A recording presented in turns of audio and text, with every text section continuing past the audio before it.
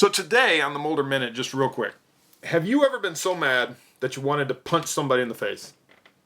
Hopefully you didn't. They frown on that. There's laws, so forth. But have you ever been that mad?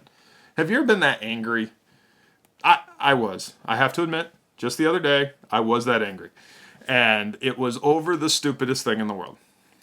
I mean that's the truth, right? Like we have to be honest with ourselves. So, there's a couple things that came to mind, a couple things I thought of, and I wanted to point this out. So first of all, there is such thing as righteous anger. But in a little 2-minute video, I'm not going to get into that. But there is such a thing as righteous anger. There is something that we need to be mad about. And there's a time that we take action, whatever it is, clearing out the temple, etc. But there is such a thing as that. But a lot of times what we're mad about is our own inconveniences. We get mad about the things that just bother us. They get in our crawl, as we would say. They just are usually selfish, right? Like they're little things that just probably shouldn't be such a big deal. So I was involved in an incident. Don't have time to go into the whole thing here, but it was a few days ago. Not a big deal. More of a war awards thing type of thing. We both kind of, yeah, I don't like you. Yeah, you don't like me. And that was the end of it. And yet it still continued to bother me.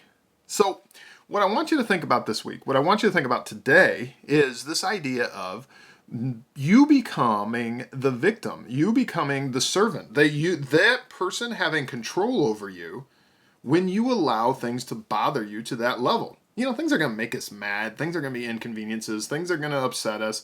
And sometimes we're even justified in the initial beginning, like maybe we really were wronged. We have the right to say, yeah, I was wrong.